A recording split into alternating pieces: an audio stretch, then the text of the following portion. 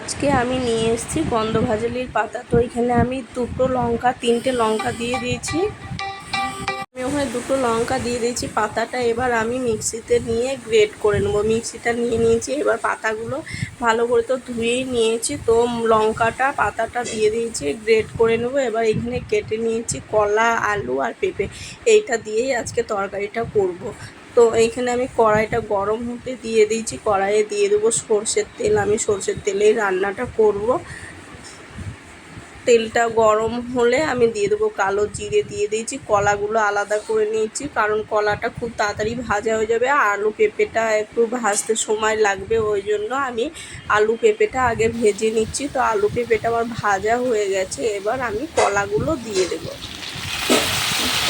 কলাগুলো ভালো করে আমি মিশিয়ে নেব, কিছুক্ষণ ভেজে নেব কলাগুলোকে। তারপরে আমি পাতাটা বেটে নিই। পাতাটা আমার বাটা হয়ে গেছে, দেখো পাতাটা এরকম কালার হয়েছে। তো এই পাতাটা আমি দিয়ে দেব। পাতাটা লঙ্কা সমেত বেটে নিয়েছি, একটু জল দিয়েছিলাম, ওই জন্য একটু পাতলা হয়ে গেছে। তো এটা আমি ভালো করে ভেজে নিয়েছি। এবার এতে দিয়ে দেবো একটু সামান্য আদা বাটা আর জিরে বাটা। তো আদা বাটাটা একটু ভালো করে ভেজে নেবো কাঁচা গন্ধটা আসার পরে। তো একটু লবণ আর হলুদ দিয়ে দিচ্ছি। লবণ হলুদটা দেওয়ার পর আর একটু ভেজে নেবো, এটা নেড়ে চেড়ে ভেজে নেবো। তারপর ভেজে নেওয়ার পর আমি জিরের গুঁড়োটা দিয়ে দিলাম। জিরের গুঁড়োটা দিয়ে আর একটু নেড়ে চেড়ে ভেজে নেব।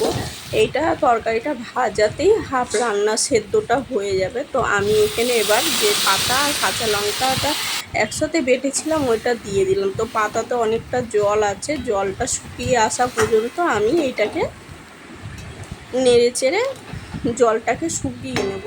তো এটা ভালো করে কষানো হয়ে গেছে। এবার এটা আমি মাপ মতো জল দিয়ে দেবো। আমার তো ভাজাতেই হাফ সব সবজিগুলো সেদ্ধ হয়ে আছে, তো আমি এখানে বেশি জল দেবো না, অল্পই জল দেবো। অল্প জল দিয়ে কিছুক্ষণের জন্য ঢেকে দেবো। বেশি ঝোল করবো না, একটু মাখা মাখা করবো, তো ঢেকে দিলাম। দেখো তরকারিটা আমার হয়ে গেছে, কালারটা এরকম এসেছে। তো আমার ভিডিওটা যদি ভালো লাগে অবশ্যই একটা লাইক করবেন, আর ফেসবুক থেকে দেখলে ফেসবুক পেজটা ফলো করে দিবেন, আর ইউটিউব থেকে দেখলে ইউটিউব পেজটা সাবস্ক্রাইব করে দিবেন। তো আবার দেখা হচ্ছে পরের একটা নতুন রেসিপিতে, নতুন ভিডিওতে। ততক্ষণ ভালো থাকবেন।